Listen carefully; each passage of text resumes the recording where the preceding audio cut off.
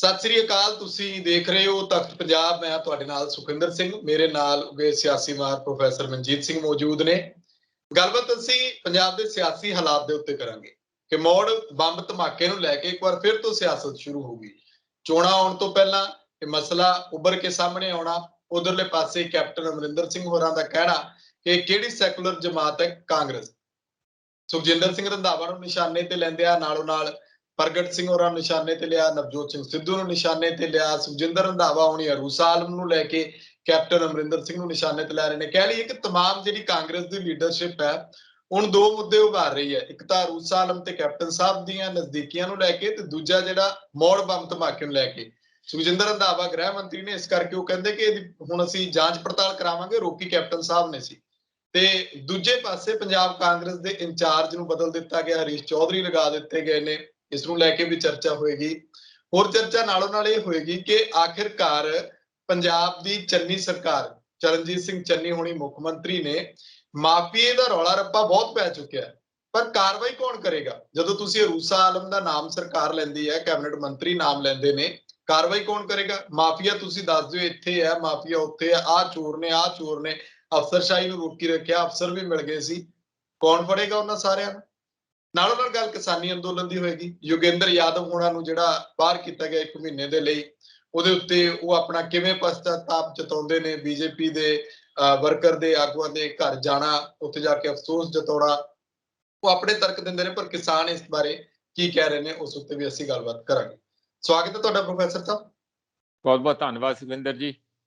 ਸ਼ੁਕਰੀਆ ਪ੍ਰੋਫੈਸਰ। ਮੌੜ ਬੰਬ ਧਮਾਕੇ ਦਾ ਮਾਮਲਾ ਡੇਰਾ ਸਰਸਾ ਤੱਕ ਤਾਰਾਂ ਜੁੜਦੀਆਂ ਫਿਰ ਉੱਥੋਂ ਟੁੱਟ ਜਾਂਦੀਆਂ ਨੇ, ਹੁਣ ਫੇਰ ਜੁੜਦੀਆਂ ਨਜ਼ਰ ਆ ਰਹੀਆਂ ਨੇ।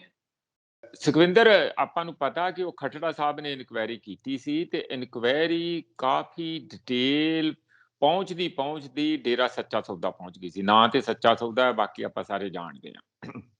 ਕੋਈ ਬੁਰਾ ਨਾ ਮਨਾਵੇ। ਅਸੀਂ ਜੋ ਸਾਰਾ ਪਿੱਛੇ ਸਾਹਮਣੇ ਆ ਰਿਹਾ ਉਸ ਦੇ ਮੱਦੇਨਜ਼ਰ ਮੈਂ ਇਹ ਗੱਲ ਕਰ ਰਿਹਾ। ਇਹ ਬੰਬ ਜਿਹੜੀ ਕਾਰ ਸੀਗੀ ਉਹ ਉੱਥੇ ਉਹਨਾਂ ਦੇ ਪੇਂਟ ਹੋਈ, ਉੱਥੇ ਤਾਰਾਂ ਤੂਰਾਂ ਜੋੜੀਆਂ ਗਈਆਂ, ਉੱਥੇ ਉਹ ਸਾਰਾ ਜੋ ਵੀ ਐਕਸਪਲੋਸਿਵ ਮਟੀਰੀਅਲ, ਇਹ ਸਾਰੀਆਂ ਗੱਲਾਂ ਤਹਿਕੀਕਾਤ ਦੇ ਵਿੱਚ ਆ ਚੁੱਕੀਆਂ, ਰਿਪੋਰਟ ਦੇ ਵਿੱਚ ਆ ਚੁੱਕੀਆਂ। ਫਿਰ ਕੀ ਕਾਰਨ ਸੀ ਕਿ 2018 ਦੇ ਵਿੱਚ ਅਚਾਨਕ ਇਹ ਰਿਪੋਰਟ ਦਬਾ ਦਿੱਤੀ ਗਈ।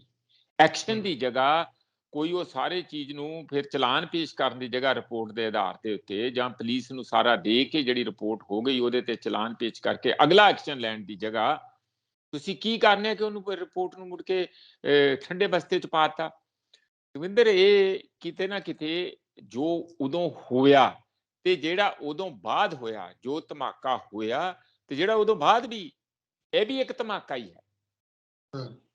ਇਹੀ ਕਾਰਨ ਆ ਕਿ ਜਿਸ ਤਰ੍ਹਾਂ ਲੋਕਾਂ ਦਾ ਜਿਹੜਾ ਵਿਸ਼ਵਾਸ ਨਹੀਂ ਬਣ ਰਿਹਾ ਰਾਜਨੀਤਿਕ ਪਾਰਟੀਆਂ ਤੇ ਜਾਂ ਰਾਜਨੀਤਿਕ ਜਮਾਤ ਤੇ, ਉਹਨਾਂ ਨੂੰ ਇਹ ਲੱਗਦਾ ਕਿ ਰਲ ਮਿਲ ਕੇ ਚੱਲਦੇ ਆ। ਖਾਸ ਕਰਕੇ ਲਗਾਤਾਰ ਇਹ ਦੋ ਗੱਲਾਂ ਤੇ ਕੈਪਟਨ ਬਾਰੇ ਬੜਾ ਸਾਫ਼ ਹੁੰਦੀਆਂ ਰਹੀਆਂ ਆ। ਚਲੋ ਅਰੂਸਾ ਆਲਮ ਨੂੰ ਤੁਸੀਂ ਇੱਕ ਪਾਸੇ ਰੱਖ ਲਓ, ਉਹਨਾਂ ਦਾ ਨਿੱਜੀ ਮਾਮਲਾ ਆ, ਕਈ ਵਾਰੀ ਨਹੀਂ ਰਿਹਾ ਜਾਂਦਾ ਬੰਦੇ ਕੋਲੋਂ, ਭਾਵੇਂ ਕੋਈ ਵੀ ਦੇਸ਼, ਮਤਲਬ ਬੁੱਢੇ ਬਾਰੇ ਜਿਹੜਾ ਇਸ ਤਰੀਕੇ ਨਾਲ ਹੁੰਦਾ ਨਾ, ਉਹ ਜ਼ਿਆਦਾ ਹੀ ਕੁਝ ਹੁੰਦਾ, ਇਸ ਕਰਕੇ ਆਪਾਂ ਉਸ ਨੂੰ ਬਹੁਤਾ ਤਰਜੀਹ ਨਹੀਂ ਦਿੰਦੇ। ਪਰ ਬਾਕੀ ਜਿਹੜੇ ਮਾਮਲੇ ਸੀਗੇ, ਜਿਹੜੀ ਲਗਾਤਾਰ ਇਹਨਾਂ ਤੇ ਐਕਸ਼ਨ ਲੱਗਦਾ ਰਿਹਾ ਕਿ ਅਕਾਲੀ ਦਲ ਨਾਲ ਮਿਲੇ ਆ, ਅਕਾਲੀ ਦਲ ਨਾਲ ਮਿਲੇ ਹੋਏ ਆ।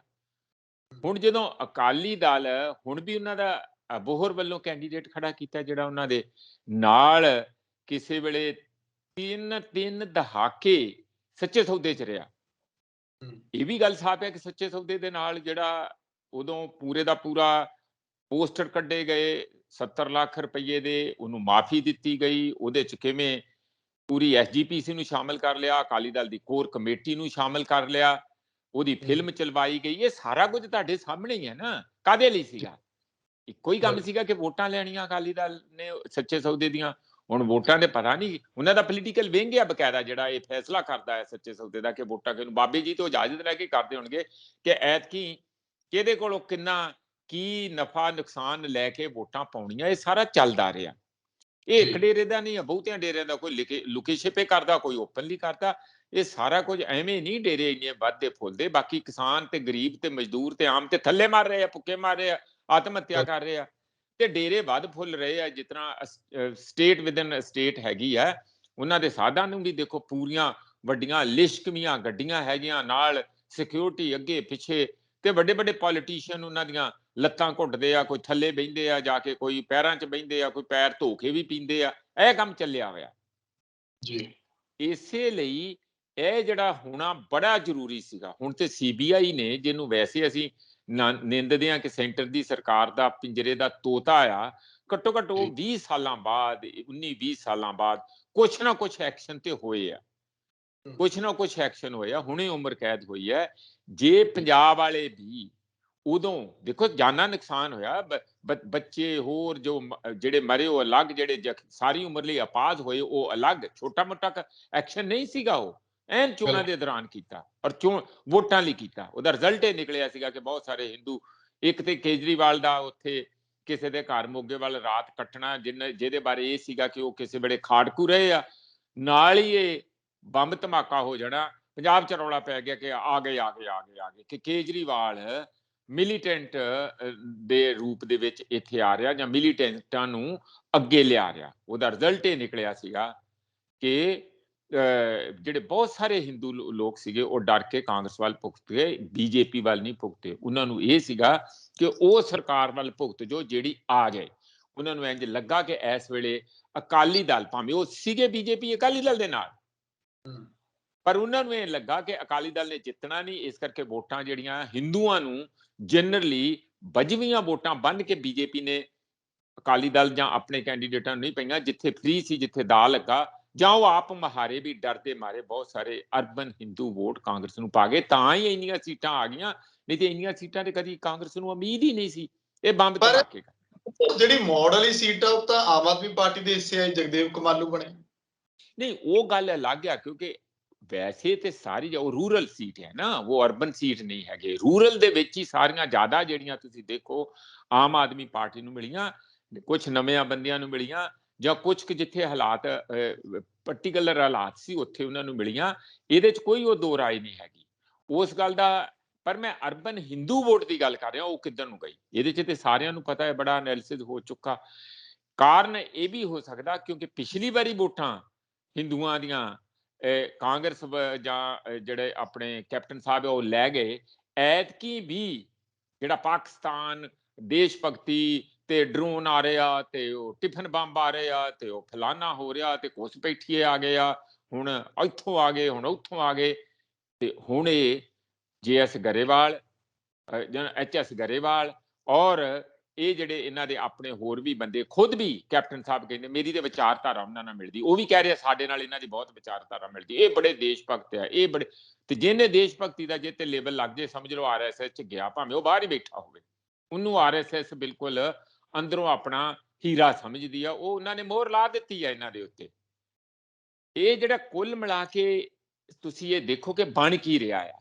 ਉਹ ਉਧਰ ਨੂੰ ਬਾਰ-ਬਾਰ ਜਾ ਰਹੇ ਸੀਗੇ, ਨਾ ਕਾਂਗਰਸ ਦਾ ਬੈਨਰ, ਕਾਂਗਰਸ ਦਾ ਕੰਮ BJP ਦਾ ਕਰ ਰਹੇ ਸੀਗੇ, ਜਿਹੜਾ ਕਿ ਹੁਣ ਸਾਫ਼ ਸਾਰੇ ਸਾਹਮਣੇ, ਜਦੋਂ ਉਹ ਕਹਿੰਦੇ ਕਿ ਮੇਰੀ ਵਿਚਾਰਧਾਰਾ ਮਿਲ ਗਈ। ਹਾਂ, ਪਿਛਲੀ ਵਾਰੀ ਵੋਟਾਂ ਵੀ ਉਹਨਾਂ ਤੋਂ ਲੈ ਲਈਆਂ।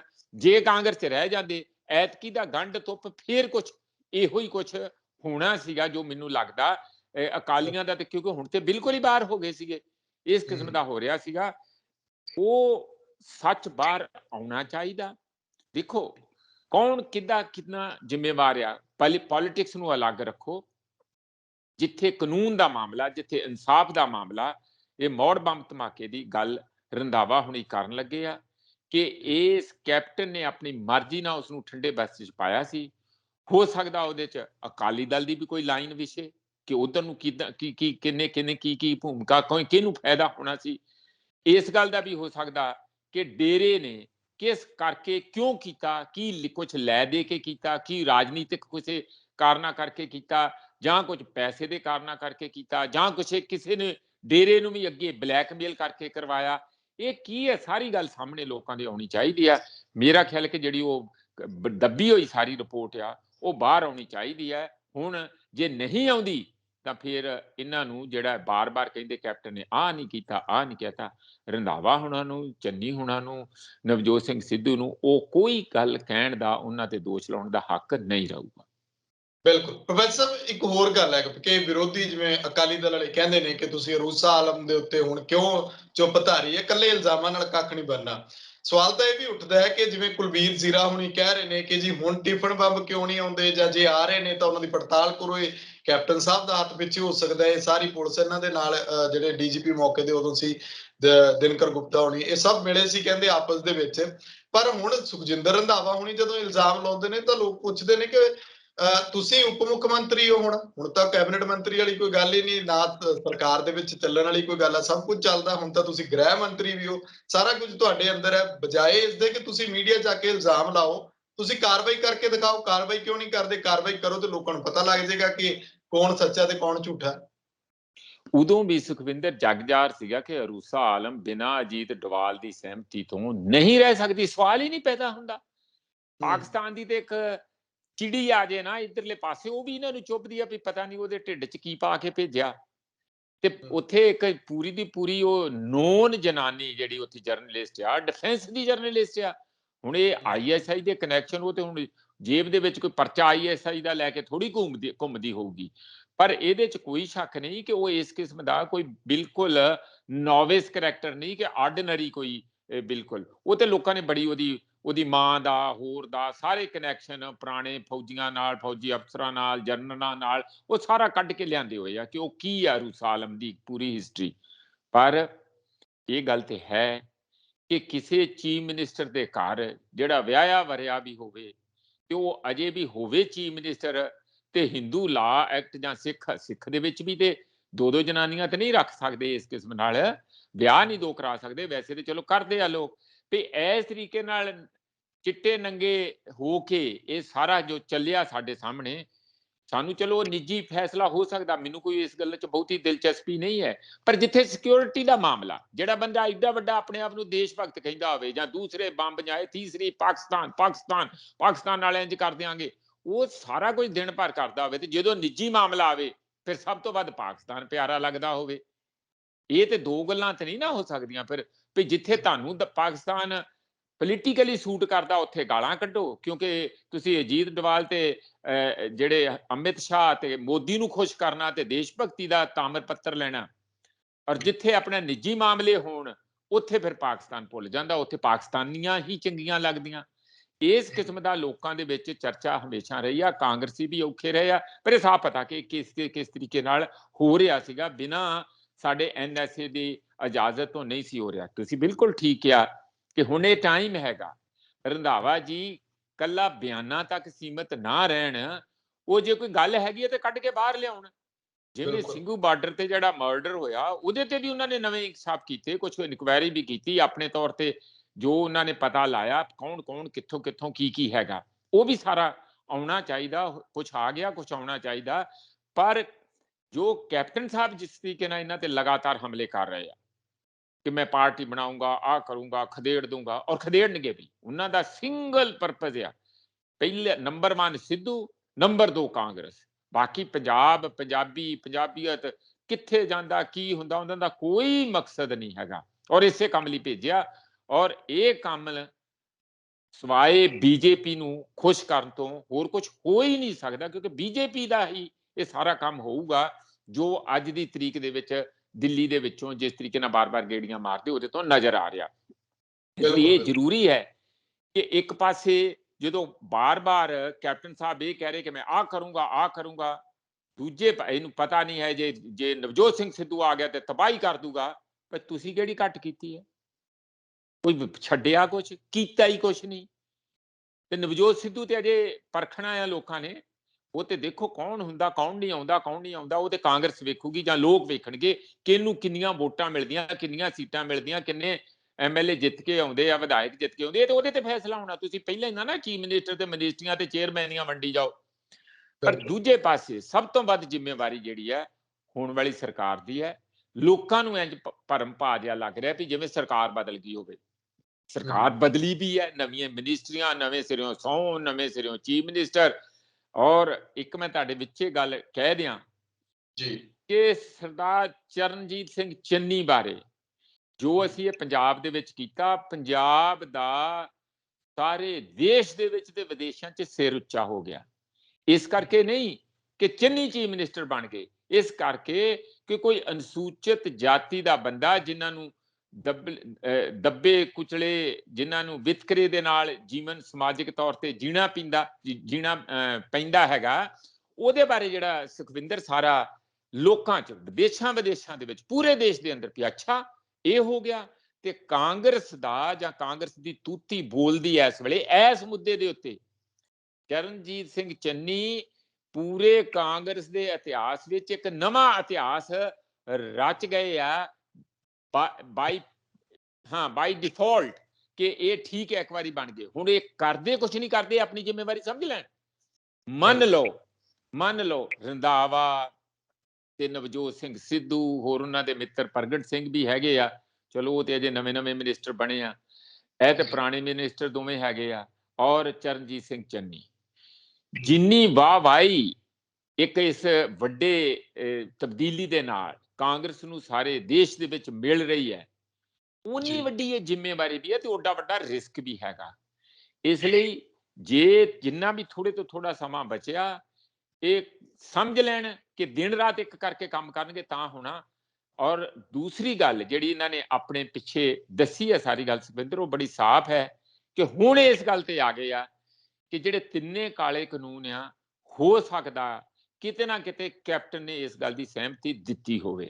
ਜਦੋਂ ਵਿਰੋਧੀ ਪਾਰਟੀਆਂ ਪਹਿਲਾਂ ਕਹਿੰਦੀਆਂ ਸੀਗੀਆਂ ਉਦੋਂ ਇਹ ਸੁਣਦੇ ਨਹੀਂ ਸੀਗੇ, ਹੁਣ ਇਹਨਾਂ ਨੂੰ ਲੱਗਦਾ ਵੀ ਅਸਲ ਮਾਨਿਆਂ 'ਚ ਤੇ ਕਾਲੀ ਭੇਡ ਸਾਡੇ ਅੰਦਰ ਹੀ ਸੀਗੀ।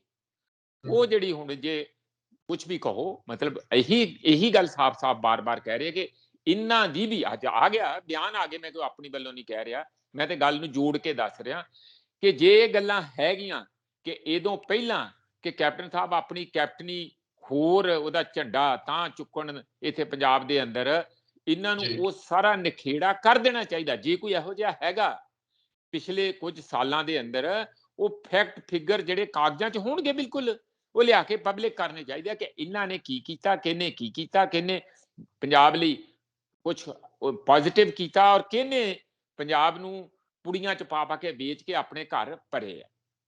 ਬਿਲਕੁਲ ਜੀ। ਪ੍ਰੋਫੈਸਰ ਸਾਹਿਬ, ਉਧਰ ਕੈਪਟਨ ਸਾਹਿਬ ਨੇ ਜਿਹੜਾ ਟਵੀਟ ਕੀਤਾ ਸੀ ਉਹਦੀ ਚਰਚਾ ਕਿ ਉਹ ਕਹਿੰਦੇ ਕਿ ਮੈਨੂੰ ਸੈਕੂਲਰ ਦਾ ਪਾਠ ਨਾ ਪੜਾਓ, ਕਾਂਗਰਸ ਕੀ ਕਰਦੀ ਹੈ, ਸ਼ਿਵ ਸੈਨਾ ਨਾਲ ਰਲ ਕੇ ਕੀ ਕਰ ਰਹੀ ਹੈ।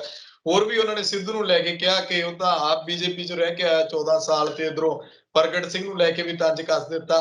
ਕਾਂਗਰਸ ਇਹਦੇ ਉੱਤੇ ਇੱਕ ਜਵਾਬ ਕਿਵੇਂ ਦੇ ਸਕੇਗੀ? ਸਵਾਲ ਤਾਂ ਉਹਨਾਂ ਦੇ ਵੀ ਉੱਠਦੇ ਨੇ ਕਿ ਉਹ ਕਹਿੰਦੇ ਓਪਰਚੁਨਿਸਟ ਤੁਸੀਂ।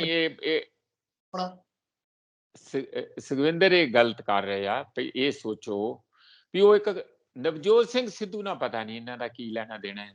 ਵੀ ਨਵਜੋਤ ਸਿੰਘ ਸਿੱਧੂ ਦੀ ਬੇਸਿਕ ਆਇਡੈਂਟੀਟੀ ਜਿਹੜੀ ਹੈ, ਉਹ ਇੱਕ ਕਲਾਕਾਰ ਬੰਦਾ ਹੈ, ਇੱਕ ਪਲੇਅਰ ਹੈਗਾ, ਇੱਕ ਖਿਡਾਰੀ ਹੈਗਾ ਔਰ ਇੱਕ ਸੈਲੀਬ੍ਰਿਟੀ ਵੀ ਹੈਗਾ।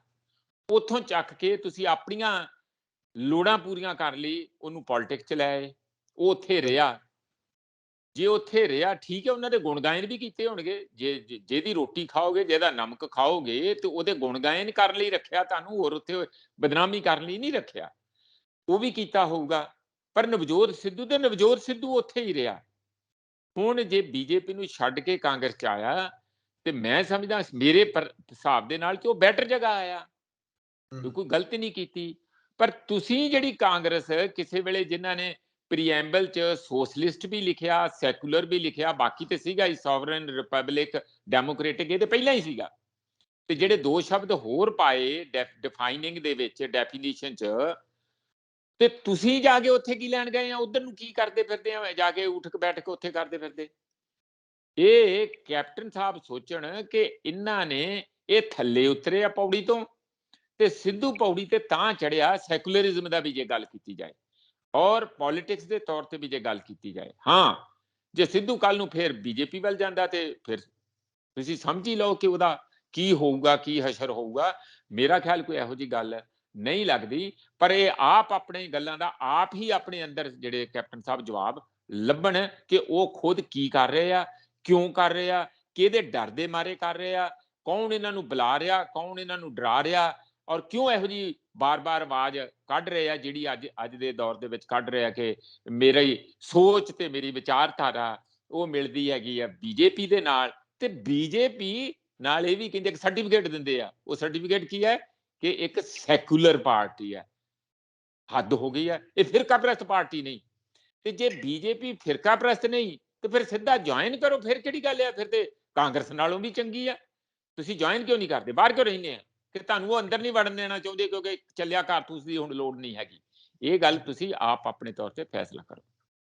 ਬਿਲਕੁਲ ਬਿਲਕੁਲ ਬਿਲਕੁਲ। ਆਖਰੀ ਖਬਰ ਜਿਹੜੀ ਪ੍ਰੋਫੈਸਰ ਕਿਸਾਨਾਂ ਨਾਲ ਜੁੜੀ ਹੈ ਕਿ ਦੇਰ ਰਾਤ ਜਿਹੜੀ ਇੱਕ ਮੀਟਿੰਗ ਹੋਈ ਸੀ ਉਸ ਤੋਂ ਬਾਅਦ ਯੋਗੇਂਦਰ ਯਾਦਵ ਉਹਨਾਂ ਨੂੰ ਪਾਸੇ ਕਰ ਦਿੱਤਾ ਗਿਆ 1 ਮਹੀਨੇ ਦੇ ਲਈ। ਹਾਲਾਂਕਿ ਪਹਿਲਾਂ ਵੀ 26 ਜਨਵਰੀ ਤੋਂ ਪਹਿਲਾਂ ਤੇ ਉਸ ਤੋਂ ਬਾਅਦ ਜਿਹੜੀਆਂ ਘਟਨਾਵਾਂ ਜਦੋਂ ਵੀ ਯੋਗੇਂਦਰ ਯਾਦਵ ਨੂੰ ਲੈ ਕੇ ਬੜੇ ਸਵਾਲ ਉੱਠਦੇ ਸੀ ਕਿ ਉਹ ਸਿਆਸੀ ਤੌਰ ਦੇ ਉੱਤੇ ਆਪਣਾ ਕੋਈ ਸਿਆਸੀ ਮਫਾਦ ਫਿੱਟ ਕਰਨ ਦੇ ਲਈ ਆਏ ਨੇ। ਉਹਨਾਂ ਦਾ ਚੱਲ ਰਿਹਾ ਇੱਕ ਆਪਣੀ ਇੱਕ ਜਥੇਬੰਦੀ ਚੱਲਦੀ ਹੈ ਸਵਰਾਜ ਦੇ ਨਾਮ ਤੋਂ, ਚੋਣ ਵੀ ਲੜ ਚੁੱਕੇ ਨੇ। ਲਗਾਤਾਰ ਸਵਾਲ ਉੱਠਦੇ ਨੇ ਹੋਰ ਵੀ ਕਿਸਾਨ ਲੀਡਰਾਂ ਦੇ ਉੱਤੇ, ਪਰ ਯੋਗੇਂਦਰ ਯਾਦਵ ਵੱਡੇ ਨਿਸ਼ਾਨੇ ਤੇ ਸੀ। ਹੁਣ ਲਖੀਮਪੁਰ ਦੀ ਘਟਨਾ ਤੋਂ ਬਾਅਦ ਉੱਥੇ ਜਾਣਾ, ਕੀ ਸਮਝਦੇ ਹੋ ਇਸ ਸਭ ਨੂੰ ਕਿ ਇਹਦੇ ਨਾਲ ਅੰਦੋਲਨ ਨੂੰ ਕੋਈ ਫਰਕ ਪਏਗਾ ਜਾਂ ਯੋਗੇਂਦਰ ਯਾਦਵ ਕਲੀਅਰ ਕਿਉਂ ਨਹੀਂ ਕਰ ਰਹੇ ਕਿ ਉਹ ਕੀ ਕਰਨ ਗਏ ਸੀ? ਦੇਖੋ, ਜੋਗਿੰਦਰ ਯਾਦਵ ਨੇ ਆਪਣੀ ਸਾਰੀ ਉਮਰ ਪੋਲੀਟੀਕਲ ਸਾਇੰਸ ਪੜ੍ਹਾਈ ਹੈ। ਇਹ ਸਾਡੇ ਪੰਜਾਬ ਯੂਨੀਵਰਸਿਟੀ 'ਚ ਜਿੱਥੇ ਮੈਂ ਸੋਸ਼ੀਓਲੋਜੀ ਪੜ੍ਹਾਉਂਦਾ ਸੀ, ਉੱਪਰ ਸਾਡੇ ਨਾਲ ਛੋਟਾ ਆ, ਇਹ ਉੱਪਰ ਪੋਲੀਟੀਕਲ ਸਾਇੰਸ ਪੜ੍ਹਾਉਂਦਾ ਸੀ। ਤੇ ਅਸੀਂ ਇਹ ਜਾਣਦੇ ਆ, ਇਹ ਬੰਦੇ ਹੈਗੇ ਆ ਬੀਬੇ, ਜਿਨ੍ਹਾਂ ਨੂੰ ਘੁੱਗੀਆਂ ਕਹਿੰਦੇ ਆ, ਘੁੱਗੀ ਟਾਈਪ। ਘੁੱਗੀ ਸਮਝਦੇ ਆ, ਮਤਲਬ ਉਹ ਬੜਾ ਬੀਬਾ ਜਿਹਾ ਜਾਨਵਰ, ਭੋਲਾ ਜਿਹਾ ਜਾਨਵਰ, ਪੰਛੀ ਉਹਨੂੰ ਸਮਝਿਆ ਜਾਂਦਾ। ਇੱਥੇ ਹੈਗੀ ਆ ਹੌਕਸ ਦਾ ਕੰਮ, ਬਾਜਾਂ ਦਾ ਕੰਮ। ਜਿਹੜੀ ਪੋਲਿਟਿਕਸ ਆ, ਜਾਂ ਤੇ ਫੌਕਸਿਸ ਦਾ ਕੰਮ ਆ, ਲੂੰਬੜੀਆਂ ਦਾ ਕੰਮ ਆ, ਜਾਂ ਇਹ ਬਾਜਾਂ ਦਾ ਕੰਮ ਆ। ਪੈ ਜਾਣਾ, ਟੁੱਟ ਕੇ ਪੈ ਜਾਣਾ ਤੇ ਲੈ ਜਾਣਾ ਸਵੂਪ ਕਰਕੇ, ਪਤਾ ਨਹੀਂ ਕਿਹੜੇ ਵੇਲੇ ਚੱਕ ਕੇ। ਇਹਨੂੰ ਪੋਲਿਟਿਕਸ ਵਿੱਚ ਨਹੀਂ ਜਾਣਾ ਚਾਹੀਦਾ।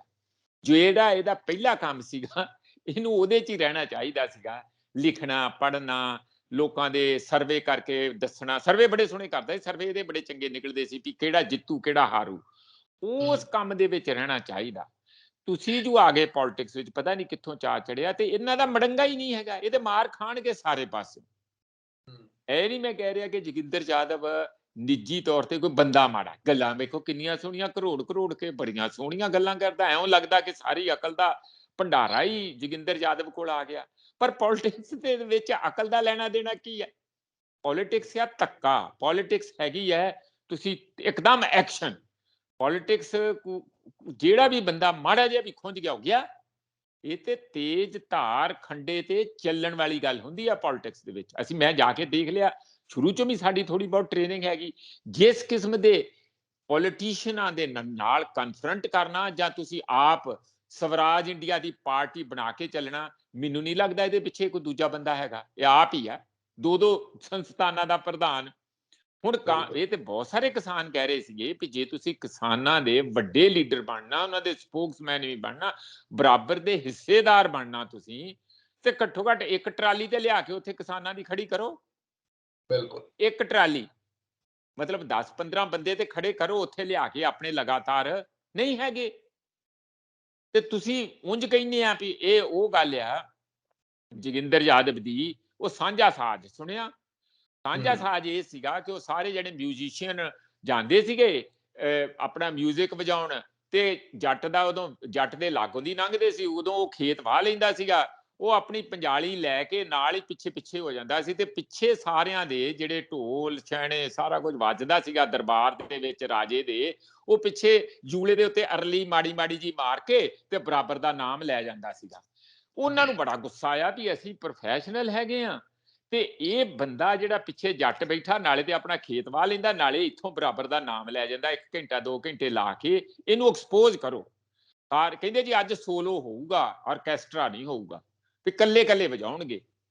ਜੱਟ ਨੂੰ ਥੋੜਾ ਜਿਹਾ ਤੇ ਤੇਲੀਆਂ ਆਈਆਂ ਕਿ ਅੱਜ ਮੈਂ ਫੜਿਆ ਜਾਊਂਗਾ ਵੀ ਮੈਂ ਤੇ ਹੈ ਨਹੀਂ। ਤੇ ਫਿਰ ਜੱਟ ਤੇ ਜੱਟ ਹੀ ਸੀਗਾ, ਜਿਹੜਾ ਖੇਤੀ ਨਾਲ ਧਰਤੀ ਨਾਲ ਜੁੜਿਆ ਸੀਗਾ ਜੋਗਿੰਦਰ ਯਾਦਵ। ਉਹਨੇ ਕਹਿੰਦਾ ਜੀ ਦੇਖੋ, ਮੇਰਾ ਸਾਜ਼ ਇਹੋ ਜਿਹਾ ਜਿਹਦੀ ਆਵਾਜ਼ ਦੂਜਿਆਂ ਦੇ ਸਾਜ਼ ਦੇ ਨਾਲ ਹੀ ਨਿਕਲ ਸਕਦੀ ਹੈ, ਇਹ ਕੰਮੇ ਨਹੀਂ ਕਰਦਾ ਜੀ। ਇਹ ਜੋਗਿੰਦਰ ਯਾਦਵ ਸਾਂਝਾ ਸਾਜ਼ ਆ, ਇਹ ਕੱਲਾ ਕੰਮ ਨਹੀਂ ਕਰਦਾ। ਇਸ ਕਰਕੇ ਮੈਂ ਉਹਨੂੰ ਨਿੰਦ ਨਹੀਂ ਰਿਹਾ। ਬੰਦਾ ਠੀਕ ਹੈਗਾ, ਪੜ੍ਹਿਆ ਲਿਖਿਆ ਸਿਆਣਾ ਬੰਦਾ ਹੈਗਾ, ਪਰ ਪੋਲਿਟਿਕਸ ਉਹਦੇ ਵੱਸ ਦੀ ਰੋਗ ਨਹੀਂ। ਤੁਸੀਂ ਇਹ ਦੇਖੋ ਕਿ ਇੱਕ ਅਨਪੜ੍ਹ ਤੋਂ ਅਨਪੜ੍ਹ ਬੰਦੇ ਨੂੰ ਵੀ, ਸਧਾਰਨ ਤੋਂ ਸਧਾਰਨ ਬੰਦੇ ਨੂੰ ਵੀ ਪਤਾ ਕਿ ਬੰਦੇ ਕਿਵੇਂ ਲਖੀਮਪੁਰ ਖੀਰੀ ਚ ਰੌਂਦੇ ਗਏ। ਠੀਕ ਹੈ, ਬੀਜੇਪੀ ਕਹਿ ਰਹੇ ਆ ਕਿ ਤੁਸੀਂ 5 ਦਾ ਕਿਉਂ ਨਾਂ ਲੈਂਦੇ ਆ, ਤੁਸੀਂ 8 ਦਾ ਨਾਂ ਕਿਉਂ ਨਹੀਂ ਲੈਂਦੇ? 3 ਬੰਦੇ ਸਾਡੇ ਹੋਰ ਸ਼ਹੀਦ ਹੋਏ ਆ। ਭਈ ਉਹ ਉੱਥੇ ਮਾਰਨ ਕੁੱਟਣ ਦੂਜਿਆਂ ਨੂੰ ਵੱਢਣ ਆਏ ਆ, ਤੇ ਜਿਹੜਾ ਵੱਢਣ ਆਊ ਤੇ ਅਗਲਾ ਉਹਨਾਂ ਦੇ ਗਲ 'ਚ ਹਾਰ ਪਾਊਗਾ, ਬਿਲਕੁਲ ਅਗਲਾ ਵੀ ਤੇ ਆਪਣਾ ਬਚਾਅ ਕਰੂਗਾ। ਤੇ ਉਹਨਾਂ ਦੇ ਬਿਲਕੁਲ ਬਚਾਅ ਦੇ ਵਿੱਚ ਜਦੋਂ ਲੋਕਾਂ ਨੂੰ ਗੁੱਸਾ ਆਇਆ, ਉਹਨਾਂ ਨੇ 3 ਉਹਨਾਂ ਦੇ ਮਾਰ ਦਿੱਤੇ। ਮਾੜੀ ਗੱਲ ਆ, ਮਰਨਾ ਤੇ ਕਿਸੇ ਦਾ ਵੀ, ਬੰਦਾ ਮਰਨਾ ਬੁਰਾ ਲੱਗਦਾ ਸਾਨੂੰ, ਕਿਸੇ ਦਾ ਵੀ ਗਿਆ, ਕਿਸੇ ਦਾ ਧੀ ਪੁੱਤ ਭੈਣ ਭਰਾ ਤੇ ਉਹ ਵੀ ਸੀਗਾ, ਪਰ ਉਹ ਲੈਣ ਕੀ ਗਏ ਸੀ? ਬਦਮਾਸ਼ੀ ਕਰਨ ਗਏ ਸੀਗੇ, ਦੂਜਿਆਂ ਨੂੰ ਨੁਕਸਾਨ ਪਹੁੰਚਾਉਣ ਗਏ ਸੀ, ਆਪਣਾ ਨੁਕਸਾਨ ਕਰਾ ਲਿਆ। ਇਹ ਉੱਥੇ ਟਵੀਟ ਕਰਦਾ, ਇਹਨੂੰ ਮੈਂ ਤਾਂ ਕਹਿਣਾ ਕਿ ਉਹਨਾਂ ਦੇ ਹੱਕ 'ਚ ਟਵੀਟ ਕਰਨਾ, ਬੀਜੇਪੀ ਦੇ ਜਿਹੜੇ ਬੰਦੇ ਮਾਰੇ ਗਏ ਉੱਥੇ, ਕਿਹਨੂੰ ਖੁਸ਼ ਕਰ ਰਹੇ ਆ? ਨਰਿੰਦਰ ਤੋਮਰ ਨੂੰ ਕਰ ਰਹੇ ਆ, ਜਾਂ ਅਮਿਤ ਸ਼ਾਹ ਨੂੰ ਕਰ ਰਹੇ ਆ, ਜਾਂ ਨਰਿੰਦਰ ਮੋਦੀ ਨੂੰ ਕਰ ਰਹੇ ਆ, ਜਾਂ ਯੋਗੀ ਨੂੰ ਕਰ ਰਹੇ ਆ?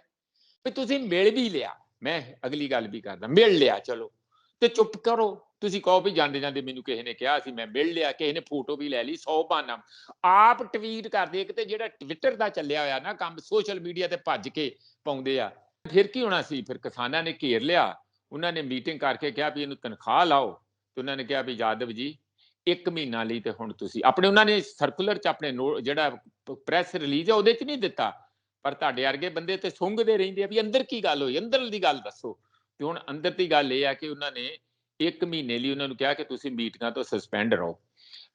ਅਫਸੋਸ, ਹਾਂ ਅਫਸੋਸ ਦੀ ਗੱਲ ਇਹ ਹੈਗੀ ਹੈ ਕਿ ਪਹਿਲਾਂ ਬੀਜੇਪੀ ਵਾਲੇ ਵੀ ਇਹਦੇ ਤੋਂ ਬਹੁਤ ਤੰਗ ਸੀ, ਤੇ ਹੁਣ ਸੰਯੁਕਤ ਕਿਸਾਨ ਮੋਰਚੇ ਨੇ ਵੀ ਜੇ ਇੰਜ ਕੀਤਾ, ਤੇ ਜੋਗਿੰਦਰ ਯਾਦਵ ਨੂੰ ਇਹ ਸਮਝ ਲੈਣਾ ਚਾਹੀਦਾ ਕਿ ਜਿਹੜੀ ਰਾਜਨੀਤੀ ਆ ਜਾਂ ਅੰਦੋਲਨ ਆ, ਉਹਦੇ ਵੱਸ ਦੀ ਗੱਲ ਨਹੀਂ ਹੈ। ਉਹ ਪੜ੍ਹਾਈ ਲਿਖਾਈ ਵਾਲਾ ਕੰਮ ਜ਼ਿਆਦਾ ਠੀਕ ਕਰਦੇ। ਜੀ ਪ੍ਰੋਫੈਸਰ ਸਾਹਿਬ, ਸਵਾਲ ਇੱਕ ਬਣਦਾ, ਵੈਸੇ ਸਮਾਂ ਆਪਣਾ ਸੀਮਤ ਆ, ਇਹ ਆਖਰੀ ਹੋਏਗਾ ਇਹ ਵੀ, ਕਿ ਯੋਗੇਂਦਰ ਯਾਦਵ ਬਾਰੇ ਸ਼ੁਰੂ ਤੋਂ ਕਿਸਾਨ ਜਥੇਬੰਦੀਆਂ ਜਿਹੜੀਆਂ ਉਹ ਸਟੈਂਡ ਕਿਉਂ ਨਹੀਂ ਕਲੀਅਰ ਕਰ ਸਕੀਆਂ ਕਿ ਜੇ ਇੱਕ ਟਰਾਲੀ ਵੀ ਨਹੀਂ, ਇੱਕ ਬੰਦਾ ਵੀ ਨਹੀਂ ਉਹਨਾਂ ਦੇ ਨਾਲ, ਤੇ ਫਿਰ ਨਾਲ ਕਿਉਂ ਰੱਖਿਆ ਇੰਨਾ ਲੰਮੇ ਸਮੇਂ ਤੋਂ? ਦੇਖੋ ਇਸ ਤਰ੍ਹਾਂ ਹੁੰਦਾ ਕਿ ਇੱਕ ਤੇ ਉਹਨਾਂ ਨੇ ਆਲ ਇੰਡੀਆ ਦੇ ਗੇੜੇ ਊੜੇ ਲਾਏ ਹੋਏ ਸੀਗੇ।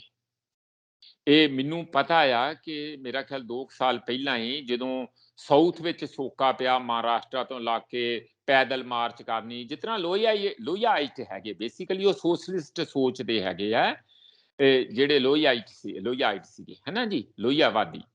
ਇਹ ਉਸ ਤਰ੍ਹਾਂ ਚੱਲਦੇ ਰਹੇ, ਤੇ ਕਦੀ ਉੱਥੇ ਜਾ ਕਦੀ ਉੱਥੇ ਜਾ। ਫਿਰ ਇਹਨਾਂ ਨੇ ਕੋਈ ਆਪਣਾ ਆਲ ਇੰਡੀਆ ਦਾ ਵੀ ਆਪਣੇ ਤੌਰ ਦੇ ਉੱਤੇ ਬਣਾ ਲਿਆ, ਤੇ ਉਹਦੇ ਤੇ ਕੁਝ ਕਿਸਾਨ ਜਥੇਬੰਦੀਆਂ ਇਹਨਾਂ ਦੇ ਕੰਟੈਕਟ ਵਿੱਚ ਸੀਗੀਆਂ। ਇਹਨਾਂ ਨੇ ਜਾਣੀ ਪੜ੍ਹੇ ਲਿਖੇ ਬੰਦੇ ਤੇ ਹੈਗੇ ਨਾ, ਤੇ ਸਾਡੇ ਪੰਜਾਬ ਵਾਲਿਆਂ ਨੂੰ ਤੇ ਹਰਿਆਣੇ ਵਾਲਿਆਂ ਨੂੰ ਇੱਕ ਆਲ ਇੰਡੀਆ ਦਾ ਚਿਹਰਾ ਚਾਹੀਦਾ ਸੀਗਾ, ਤੇ ਉਹ ਕਿਉਂਕਿ ਉਹ ਬੜੇ ਮੌਕੇ ਸਿਰ ਅੱਗੇ ਆ ਗਏ, ਤੇ ਉਹਨਾਂ ਨੇ ਉਹ ਪੋਜੀਸ਼ਨ ਲੈ ਲਈ। ਤੇ ਕੋਈ, ਮੈਂ ਨਹੀਂ ਕਹਿੰਦਾ ਕਿ ਉਹਨਾਂ ਨੇ ਕੋਈ ਨੁਕਸਾਨ ਕਰਨ ਲਈ ਆਏ ਆ ਇੱਥੇ, ਜਥੇਬੰਦੀਆਂ ਨੂੰ ਫਾਇਦਾ ਹੀ ਕੀਤਾ, ਕਾਫੀ ਕੁਛ ਨਾ ਕੁਛ ਕੀਤਾ ਹੋਊਗਾ, ਪਰ ਉਹਨਾਂ ਦਾ ਜਿਹੜਾ ਮਾਈਂਡ ਹੈਗਾ, ਕਟਿੰਗ ਐਜ ਜਿਹਨੂੰ ਕਹਿੰਦੇ ਆ, ਉਹ ਰਾਜਨੀਤੀ ਦੀ ਪਰਿਭਾਸ਼ਾ ਤੇ ਰਾਜਨੀਤੀ ਦੀ ਗ੍ਰਾਮਰ ਤੇ ਵਿਆਕਰਨ ਕੀ ਹੁੰਦੀ ਆ, ਉਹਨਾਂ ਦੇ ਵੱਸ ਦੀ ਗੱਲ ਨਹੀਂ। ਉਹ ਤੁਰੇ ਜਾਂਦੇ ਕੋਈ ਵੀ ਇਹੋ ਜਿਹੀ ਵੱਡੀ ਗਲਤੀ ਕਰ ਸਕਦੇ ਆ, ਜਿਹਦਾ ਖਮਿਆਜਾ ਸਾਰਿਆਂ ਨੂੰ ਵੀ ਭੁਗਤਣਾ ਪੈ ਸਕਦਾ, ਪਰ ਬਾਈ ਐਂਡ ਲਾਰਜ ਤੇ ਉਹਨਾਂ ਨੂੰ ਸਭ ਤੋਂ ਪਹਿਲਾਂ ਤੇ ਆਪ ਹੀ ਭੁਗਤਣਾ ਪਿਆ ਆ। ਸ਼ੁਕਰੀਆ ਪ੍ਰੋਫੈਸਰ ਸਾਹਿਬ, ਧੰਨਵਾਦ ਤੁਹਾਡਾ। ਬਹੁਤ ਬਹੁਤ ਸ਼ੁਕਰੀਆ ਤੁਹਾਡਾ ਸੁਖਵਿੰਦਰ ਜੀ, ਤੁਹਾਡੀ ਟੀਮ ਦਾ, ਸਾਡੇ ਸਰੋਤਿਆਂ ਦਾ ਬਹੁਤ ਬਹੁਤ ਧੰਨਵਾਦ।